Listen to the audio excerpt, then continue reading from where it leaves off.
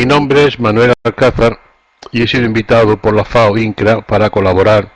en el taller académico profesional que se va a desarrollar dentro de unos días.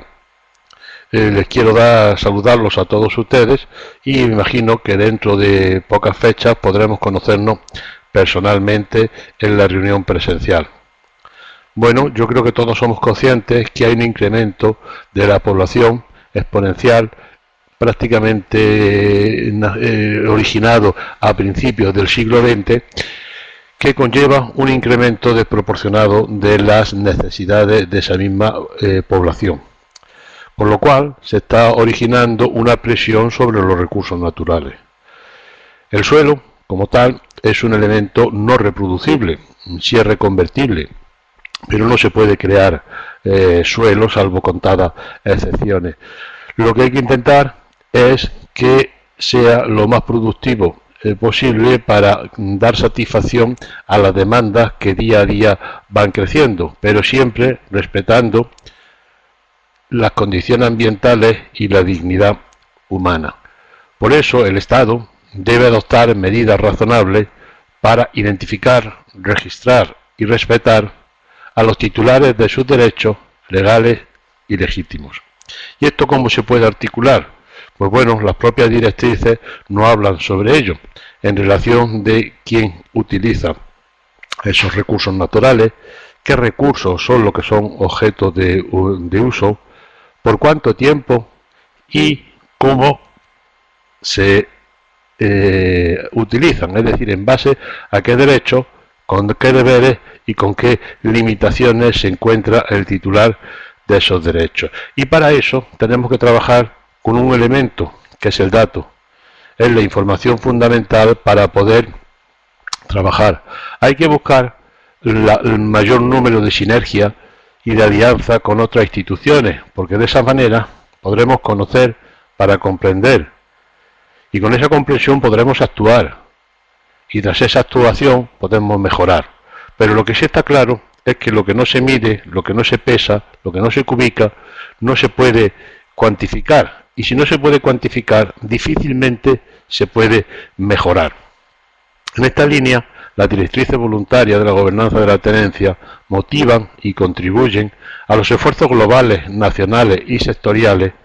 que buscan reducir la pobreza y el hambre a través del incremento de la seguridad en la tenencia y el acceso equitativo a la tierra, la pesca y los bosques. Estos tres bloques finales podríamos incluirlos dentro de un concepto global más amplio al que se podría denominar territorio, en el que tenemos en cuenta no solamente el aspecto rural, urbano, de la tierra, el uso de la pesca y de los bosques, sino también la posibilidad de identificar esa relación que une ese objeto con un sujeto, que sería el titular de esos deberes, derechos y restricciones. Todo sobre qué forma hay que actuar. Pues bueno, hay que fomentar las alianzas, hay que fomentar la accesibilidad y hay que ofrecer una garantía de certidumbre, cuantas más mejor, sobre el dato. Y la certidumbre del dato se articula sobre un catastro y un registro de la propiedad que tienen que ser fiables y que tienen que estar coordinados para dar satisfacción a esta situación que tenemos hoy, un incremento de la población que conlleva un incremento de sus necesidades. Eso necesita un incremento de inversión, un incremento de la producción, que debe de llevar asociado un incremento en la investigación y en el desarrollo, con objeto de producir más, de producir en mejores condiciones y de producir de una manera respetuosa con el medio ambiente y con los principios que las propias directrices voluntarias nos identifican en su redacción. Ello va a dar lugar a un incremento del bienestar, tanto individual como colectivo, que generará un mayor incremento de la población. Esto es un bucle en el que estamos inmersos y que hay que trabajar para obtener el máximo beneficio y el máximo bienestar global. Y para ello contamos con la gobernanza responsable de la tenencia, una herramienta de gran utilidad para que las instituciones trabajen en esa línea que he expuesto anteriormente. Bueno, y como es lo que es objeto de esta ponencia, sería básicamente el catastro y el registro de la propiedad, vamos a empezar por el catastro. Pero bueno, ¿qué catastro es el que queremos? ¿Un catastro multipropósito, un catastro multifinalitario, un catastro multiusuario, o una multifunción, o bien multitención, o bien multiservicio? Es decir, ¿qué catastro? Generalmente vienen asociados, se le asocian calificativo al término catastro, algunos muy rimbombantes, que lo que quieren es trasladarle importancia, pero realmente la importancia del catastro se alcanza cuando el catastro es realmente multiprovechoso, es decir, cuando es de utilidad para aquella sociedad que lo ha elaborado y que está trabajando con esa información, porque al fin y al cabo esto no dejan de ser datos georreferenciados con mayor o menor nivel de calidad. ¿Y cómo surge? Pues surge en base a una demanda y unas necesidades de la sociedad. El catastro no debe ser importado, lo que hay que hacer es generar un modelo dentro de unas coordenadas de espacio y tiempo en el que se tenga en cuenta la realidad social, acompañada de la situación económica que hay en el país, de la situación política, un elemento fundamental a la hora de diseñar este proyecto. Un proyecto que no es un proyecto de gobierno, sino que tiene que conceptuarse como un proyecto de Estado, porque en 4, 3 o 5 años no se puede desarrollar un catastro con una visión multifunalitaria, es decir, multiprovechosa. Y para eso se debe contar con una componente política que esté dispuesta a ayudar, o por lo menos a no estorbar a que se haga ese proyecto y se desarrolle con esa visión multiprovechosa que debe de aportarse al inicio, en el diseño. Y para ello, otro de los elementos fundamentales es la capacitación. Hay que contar con técnicos cualificados, técnicos que sean consecuentes y que conozcan la realidad. La realidad no solo inmobiliaria, y la realidad en cuanto a la propiedad, en cuanto a las características agronómicas, urbanísticas, sino que conozcan la realidad política, que conozcan la realidad económica, que sepan lo que tienen que hacer o lo que quieren alcanzar en un periodo de tiempo determinado y que tengan una componente práctica importante. Hay que evitar las clases magistrales con pseudo profesionales que en la vida han salido al campo y que no son capaces de interpretar la demanda o las necesidades de la población. El catastro es un elemento que tiene muchos usos, pero el primero es dar satisfacción a esa sociedad que va a ser la que entre otras cosas lo va a pagar. Entonces hay que diseñar un modelo coherente con la realidad local y con las necesidades, con una visión de futuro. Es decir, yo quiero dentro de 15 años este modelo de catastro para que me dé satisfacción a estas necesidades, pero hay que ser consciente de que yo no puedo tener unos niveles de precisión exquisitos hoy, porque eso conllevaría un coste económico y de tiempo que quizás no pueda asumir, sino que progresivamente voy a ir construyendo y mejorando el catastro. Es decir, conforme voy construyendo, voy mejorando el catastro, pero lo que sí tengo que tener claro es hacia dónde voy y cómo lo quiero conseguir. Desde el punto de vista económico, el catastro se puede convertir en una fuente de generación de ingresos muy importante, y no solo vía impuesto predial, sino también, y en su caso, a través de la venta de productos. Entonces, el catastro puede conllevar unas necesidades económicas iniciales, pero después es capaz de autofinanciarse y generar beneficios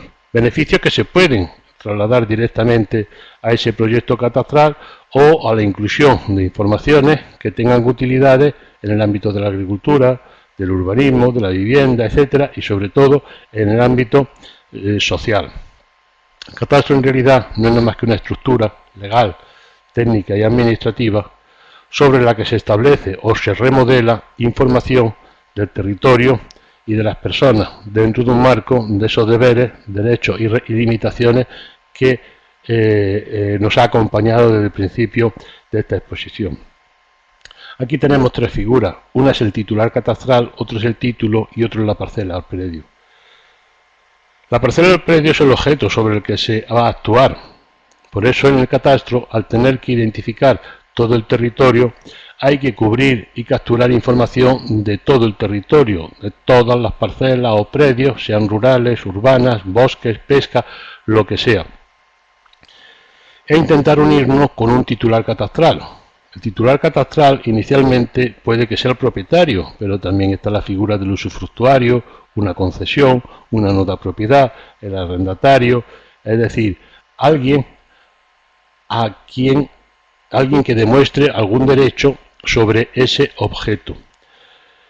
Y eso se hace a través de un título que puede ser el documento final, pero hasta que se llegue ahí hay distintas etapas, desde una simple apretón de manos hasta un documento perfectamente registrado con las coordenadas y con toda la garantía administrativa y jurídica que pudiesen definirse en el país. Entonces es un proceso que va evolucionando, pero lo importante es que tenga un titular catastral, que da igual que sea hombre que mujer, que da igual que sea una comunidad indígena que un propietario individual, y un predio, una parcela, que da igual que sea rústica que urbana, que sea bosque, que sea una huerta, e incluso da igual de quién sea la titularidad, es decir, el Estado también es titular catastral y el municipio también es titular catastral, y los bienes pueden ser de dominio público o pueden ser privativos de las administraciones, pero tienen que estar identificados y buscar una conexión que identifique ese derecho. Para eso el catastro tiene que entrar en continua evolución y mejora, por eso es fundamental el diseño del modelo y tiene que adaptarse a las necesidades presentes y futuras, muchas de las cuales sí se pueden identificar. Y para eso hay instituciones como por ejemplo el Comité Permanente del Catastro de Iberoamérica, en Europa, la FIG, la Red de Catastro y Registro de la OEA, que nos permite conocer experiencias exitosas de otros países, al igual que experiencias menos exitosas, que van a favorecer el diseño del modelo y el redireccionamiento del esfuerzo hacia determinados objetivos que se pueden conseguir en un plazo breve de tiempo y que pueden reportar grandes beneficios. Eso se va a trasladar en un incremento de uso y de utilidades, con un incremento de la sinergia y alianza. Es decir, si el catastro y el registro están ofreciendo productos de calidad, con certidumbre, hay muchas instituciones, públicas o privadas, que no van a necesitar capturar esa información. Por ejemplo, se va a hacer un gasoducto, bueno, pues en lugar de que la empresa del gasoducto vaya identificando las parcelas, los titulares, si tiene certidumbre en el catastro, podrá tirar de esa información. Y ella será la primera interesada en que esa información esté actualizada. Y también será la primera interesada en trasladar sus datos nuevos al catastro, para que el catastro siga actualizado. En consecuencia, esas empresas o administraciones, como puede ser el Ministerio de Agricultura, Medio Ambiente, de Vivienda, van a ser primero clientes, pero después van a ser proveedores de información que se va a gestionar de forma ágil, de forma inmediata y prácticamente a coste cero y con elevadísimos niveles de confiabilidad. Yo lo que estoy organizando es un conjunto de relaciones humanas con el territorio a través de una ley con auxilio administrativo y apoyada en la cultura, en las tradiciones, en las necesidades, es decir, en la forma de vivir y administrarse con lo que se ha dotado la sociedad. Por ese motivo, el traslado de los modelos catastrales de un país a otro no es tan fácil. Se puede tomar referencias, se pueden incluso comprar paquetes en cuanto a sistemas de información geográfico, se puede copiar pliego de condiciones para la generación de cartografía y para la generación de ortofotos, para la generación de imágenes satélites, pero el modelo catastral en su conjunto, es decir, qué variable explicativa voy a capturar, por ejemplo, para valorar, para garantizar los derechos, para coordinar toda esta información y proyectar un producto en el futuro que sea de utilidad, tiene que nacer dentro de la sociedad. porque es la sociedad la que lo demanda y es la sociedad la que lo paga. Si no, ese producto no va a ser útil, y si no es útil no se usa, y si no se usa, nace con su fecha de fallecimiento ya escrita. Y ese dato lo que va es a trasladarse a un modelo de gestión de datos, que es otra cuestión. No es un modelo de catastro, sino cómo voy a gestionar esos datos posteriormente. Generalmente se suele hacer en un lenguaje común que va a favorecer la infraestructura de datos espaciales. Y desde el año 2012 que se publicó la ISO 17152 a través de ese modelo de administración del territorio. Con ello lo que voy es a reflejar la realidad, pero tengo que reflejar la realidad local, respondiendo a las demandas locales de ese país, con una visión de conjunto y con un deseo de universalidad, pero respetando los derechos de mis ciudadanos. Y uno de los elementos fundamentales, porque hay pocas cosas que tengan más movilidad que los inmuebles, es el tráfico jurídico inmobiliario. Realmente los inmuebles no circulan, pero sí circula la información, y la información sobre los inmuebles es muy activa. Cambio de titularidades, segregaciones, divisiones, agrupaciones, cambios de cultivos, puesta en regadío, construcciones, rehabilitaciones, nuevas vías, etcétera. Es decir, prácticamente todos los días son decenas de miles las actuaciones que se realizan sobre los inmuebles. Y esas actuaciones tienen que documentarse para que esa fuente de información, para que ese dato no se desactualice. Y para ello se cuentan en todos los países con un registro de la propiedad, un notariado y un catastro. Gran parte de la legislación, sobre todo en el ámbito del registro de la propiedad y en cierta medida del catastro que hay en Latinoamérica, fue trasladada de Europa. Entonces, para bien o para mal, el registro de la propiedad, los códigos civiles, tienen su inspiración en el español. Entonces, el modelo que hay en España, que es un modelo que podríamos considerar si es bueno o malo, es una cosa discutible, pero lo que no es discutible es que es útil, muy útil. En consecuencia, creo que puede ser una buena orientación conocer lo que hay, porque se ha llegado ahí a través de un esfuerzo colectivo para dar satisfacción a unas necesidades, dentro de un marco no solamente catastral, sino un marco legislativo que viene regulado por la legislación de la propiedad, del registro y por los códigos civiles. Por eso, trasladar experiencias de otros países, por ejemplo, de cultura anglosajona o de cultura centroeuropea, no es tan sencillo a gran parte de Latinoamérica, porque hay determinadas concepciones legales que son difíciles de entender, tanto en un sentido como en otro. Y vuelvo a insistir, todo ello se articula sobre el dato. Un dato que debe de responder al qué, dónde, quién, cuándo, cuánto, a través de esas tres instituciones. Y bueno, vamos a hacer aquí ahora un sencillo ejemplo gráfico sobre las ventajas de los aportes y las utilidades. Cuando yo aporto representación gráfica y estimación de superficie, puedo obtener una cartografía multiusos. Cuando valoro económicamente el inmueble, el crecimiento de las utilidades es exponencial, porque ya puedo aportar, por ejemplo, estudios de valores, bases imponibles, referencia a otros valores tributarios, pero, por ejemplo, dentro del ámbito de las directrices voluntarias hay un elemento fundamental, y es conocer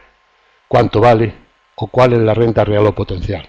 Es decir, yo lo que quiero es hacer un procedimiento de asignación de un recinto espacial sobre el que se van a ejercer unos derechos para garantizar la autosuficiencia de una familia y la generación de unos pequeños excedentes que le permita comprar aquellos productos que no es capaz de generar. Entonces, para eso no es cuestión de superficie, es cuestión de capacidad real o potencial del suelo. Es decir, yo puedo obtener 1000 unidades monetarias en 5 hectáreas o las puedo obtener en 25. Por lo tanto, lo primero que tengo que hacer es estimar ese valor o esa renta. Entonces, la componente económica es una componente fundamental a la hora de poder garantizar esa prosperidad, esa reducción del hambre y obviamente también la reducción de los conflictos como consecuencia de que esa familia es capaz de satisfacer sus necesidades. Y la valoración catastral, si se hace correctamente, y para hacerla correctamente hay que pensar en ella desde el principio, porque tengo que conocer qué elementos, qué variables explicativas tengo que capturar cuando salgo al campo para poder emplearlas después en la valoración. Yo no puedo diseñar un modelo de valoración cuando ya tengo capturada la información si lo que quiero, por ejemplo, es conocer el cultivo, cuando no he capturado el cultivo en el trabajo de campo. Hay que diseñar los modelos de valoración de forma previa a la actuación, a la captura de información en campo, porque si no los resultados no son los que se buscan, y si no son los que se buscan ya no tengo la componente económica que, entre otras cosas, no me va a garantizar una tributación equitativa y tampoco me va a servir para actuar de forma rigurosa en el ámbito de los procesos de reforma. La asignación de un titular catastral, es decir, a alguien que ejerza unos derechos sobre ese inmueble, nos va a permitir, en primer lugar, una faceta que es la tributación inmobiliaria, pero inmediatamente después nos va a permitir, a través de un procedimiento jurídico, administrativo, llegar a, si así se considera, su inscripción en el registro de la propiedad, lo que me va a aportar una seguridad jurídica. Seguridad jurídica que, bueno, prácticamente desde el siglo I a.C., en la época del Imperio Romano, pasando por multitud de ejemplos, sobre todo en el siglo XIX y XX, es el elemento fundamental para garantizar esos derechos sobre un recinto que me van a permitir poder explotarlo de acuerdo con mis necesidades y mis inquietudes, no destinar mucho dinero a la vigilancia, poder llegar a la explotación hasta los límites de lo que considero mi propiedad, tener garantizado ese derecho por un registro, por un estado avalado por una tercera persona que me va a propiciar, entre otras cosas, la reducción de conflictos y la garantía de la posibilidad de pedir un crédito hipotecario para hacer inversiones, para mejorar en la actividad agraria, para poder construir nuevas infraestructuras, para poder rehabilitar mi casa y para entrar en un mercado inmobiliario más ágil, más dinámico y más seguro, porque ya no solamente podré venderle a mi vecino, que tiene confianza en mí, que me conoce y que sabe más o menos por dónde van mis lindes, sino que puedo sacar ese inmueble a un mercado más amplio porque ya va garantizado frente a terceros, que es lo importante. A eso le puedo añadir información ambiental, social, urbanística, y ya no es solamente en materia de ordenación del territorio, de policía, de urbanismo, etcétera, toda la componente esa, sino sobre todo en el ámbito ambiental para poder garantizar la protección de esos bienes ambientales. En ocasiones, el derecho que se quiere ejercer sobre un inmueble y que la administración, de forma solidaria, quiere ayudar a ese propietario, a ese poseedor que lo está utilizando, le quiere garantizar ese derecho, no lo puede hacer, porque lo está intentando ejercer sobre un terreno, sobre un espacio que tiene unas determinadas limitaciones ambientales o históricas. Entonces hay que conocer hasta dónde llega ese territorio que la sociedad ha considerado que no se puede ocupar, que no se puede invadir, que no se puede titular, como puede ser, por ejemplo, los cauces de los ríos, los reservorios de agua, las zonas de protección ambiental por elevadas pendientes y otras en las que, aunque se reconozca el derecho, hay que exigirle al titular del mismo que tenga determinados deberes y limitaciones. Por ejemplo, cuando hay una pendiente superior a un determinado porcentaje, que no se pueda labrar, sino que se tenga que hacer cultivos de no laboreo, que no se pueda sembrar, sino que se tenga que hacer repoblaciones forestales y seguir con una un determinado tratamiento selvícola de esa explotación. Es decir, el buenismo llega hasta un determinado nivel en el que ya choca con los intereses de la sociedad en su conjunto, y eso quien quiere ostentar ese derecho debe también de ostentar esos deberes y esas limitaciones que le quiere imponer una sociedad que está siendo muy flexible y además muy frugal con el propietario. A partir de ahí podemos generar modelos 3D, modelos 4D y otros modelos que nos van a permitir infraestructura territorial, nos va a permitir estudios, nos va a permitir una serie de actividades que en un futuro inmediato van a ser fundamentales. Entre otras cosas, por ejemplo, toda la información de servidumbre y limitaciones subterráneas, aéreas, etcétera, que no solamente influyen en el valor, sino también influyen de forma decisiva en el uso y en el aprovechamiento de esa explotación. Con ello vamos a conseguir una mejora permanente y vamos a generar ese verdadero catastro multipropósito que estamos buscando, apoyado todo en unos datos y buscando una universalidad, una confiabilidad, una armonización, una accesibilidad y una economía de la información. Con eso vamos a generar un conocimiento que es realmente la base de la gobernanza. Pero todo esto tengo que hacerlo dentro de una búsqueda, con la búsqueda de un equilibrio entre la demanda y los datos. Un proyecto equilibrado, que en la situación óptima nos permite un catastro eficiente. Un proyecto con menos datos nos traslada a una situación pésima, en la que el catastro no se utiliza, el catastro no se conserva, el catastro será arrumbado. Y una situación de más datos, es decir, como en ocasiones la copia de un modelo de un país en el que, puede que funcione magníficamente su catastro y que sea útil, pero la copia y el traslado directamente,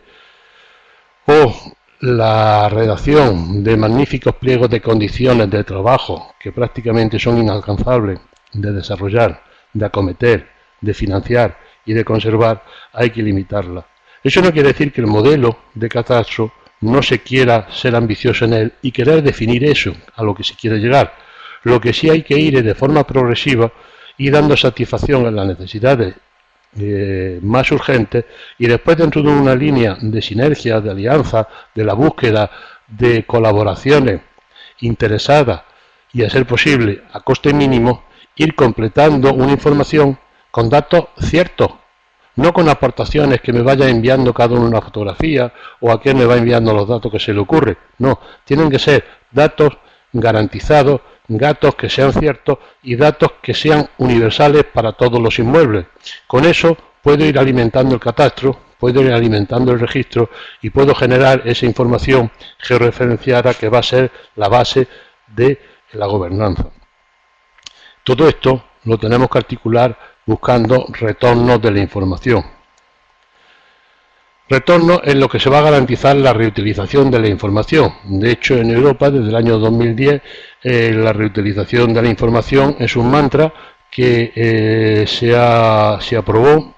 en una normativa de la Unión Europea y después se ha trasladado a todos los países, en lo que se garantiza que la información sea capturada de la forma más eficiente, es decir, por aquel que la pueda capturar de forma más rápida, más económica y que sea conservada también por él, pero que no haya otra administración que redunde en capturar esa información o en conservar esa información y que no se moleste al ciudadano en volver a pedirle documentación e información de la que ya disponen las administraciones. Con ello vamos a conocer para favorecer la interoperabilidad y la accesibilidad a través de procedimientos normalizados y amigables. Procedimientos que tienen que tener desde el primer momento en mente la conservación de esa información. Esto no es una foto fija, ya hemos comentado antes que la movilidad de los inmuebles es acusada, por lo tanto no es una foto fija, sino que día a día aquello que se está haciendo sobre un inmueble,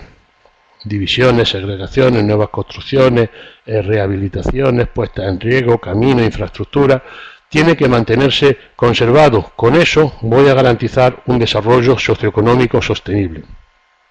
Desarrollo que se tiene que articular, se tiene que apuntalar sobre el territorio, es decir, la relación de las personas y los derechos, pero con unos elevadísimos niveles de certidumbre.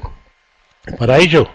tenemos que incrementar la seguridad en la tenencia y tenemos dos herramientas fundamentales, el catastro y el registro de la propiedad, Catastro como registro administrativo de información y el registro de la propiedad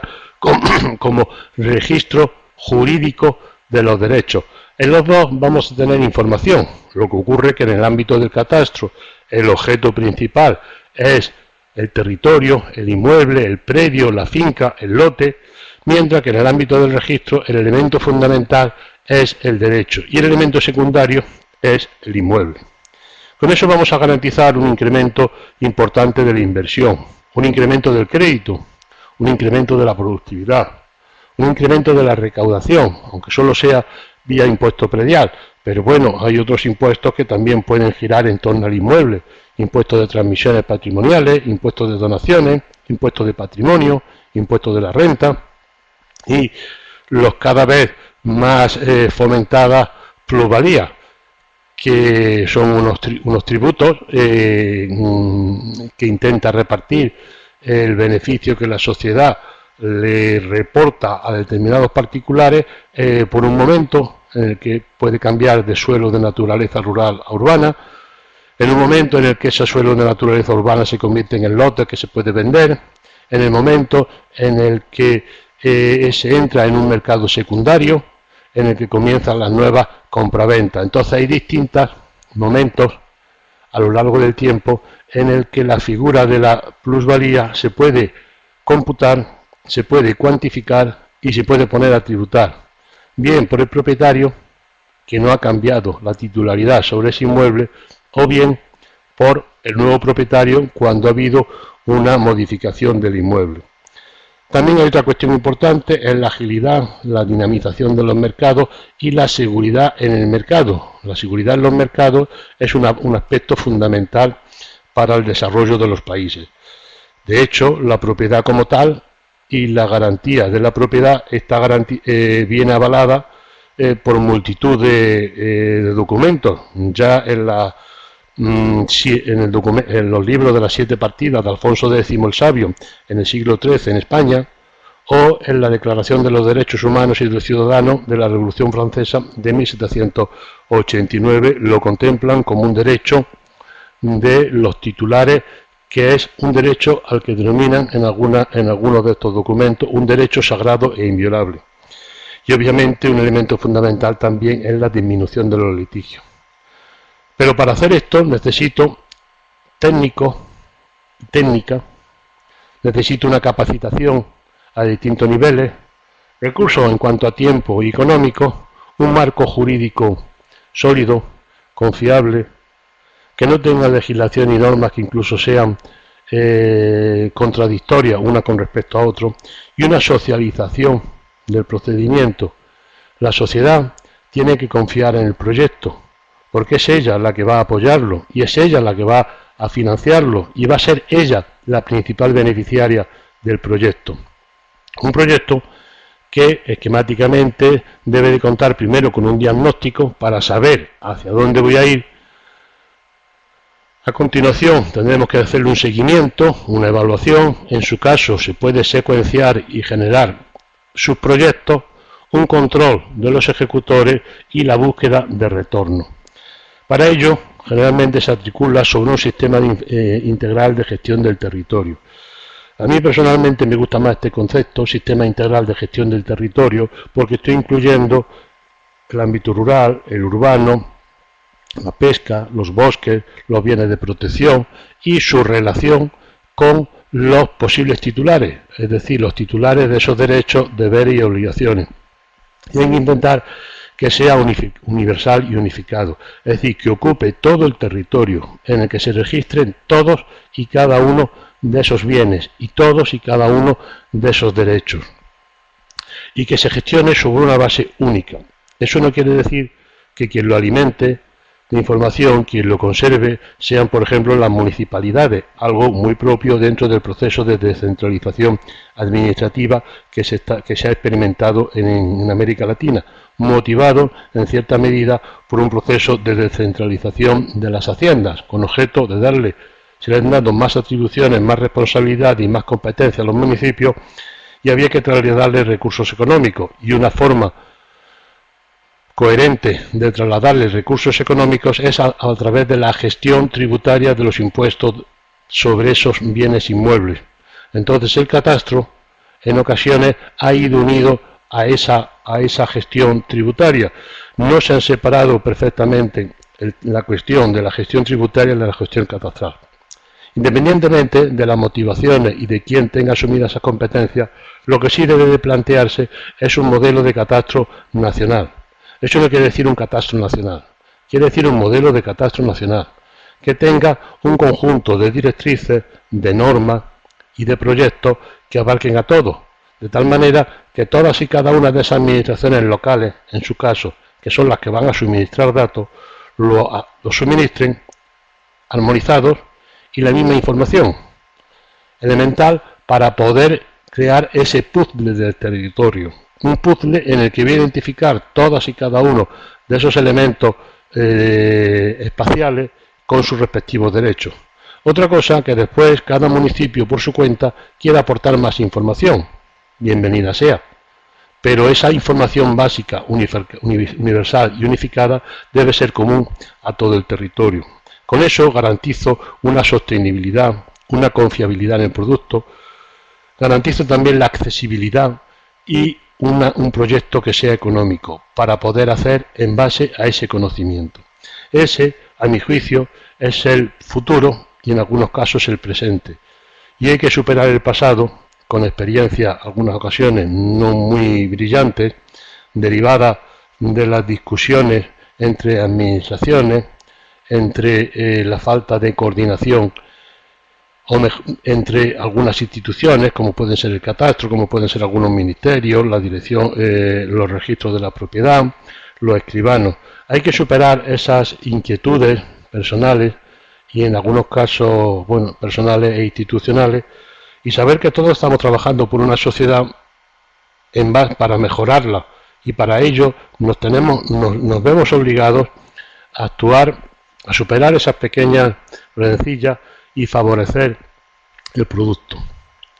Y por último, esta diapositiva, que es un poco densa, pero que creo que puede sintetizar gran parte de la exposición que aquí he realizado. Nosotros estamos trabajando con unas personas, unos derechos y unos objetos. Entonces, son los tres elementos fundamentales para garantizar lo que está buscando en este caso la directriz voluntaria, que es reducir la pobreza y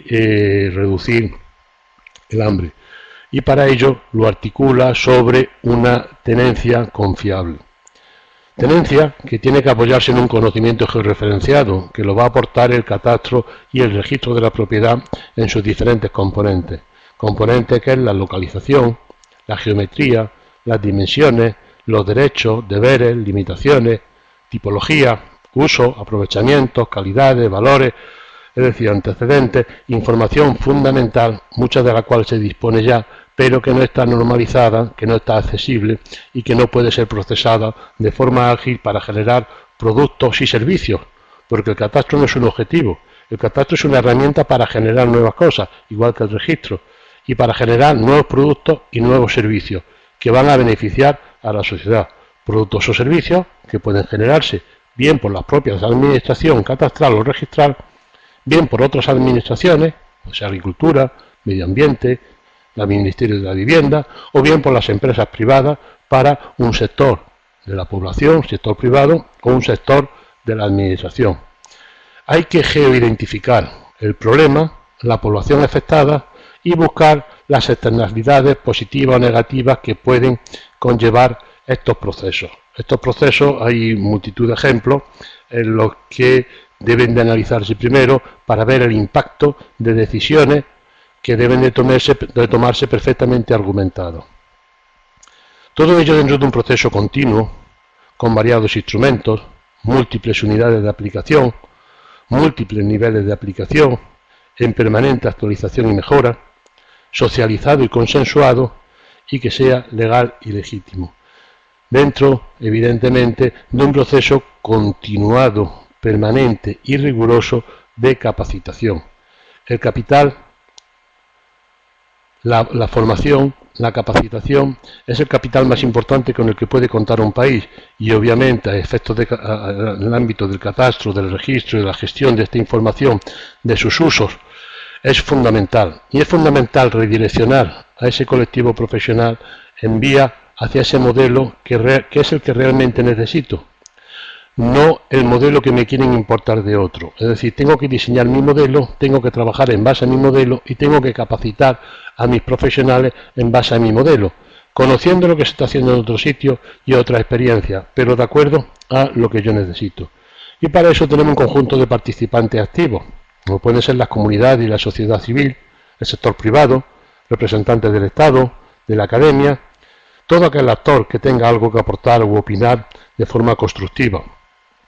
a través de procesos de diálogo y negociación.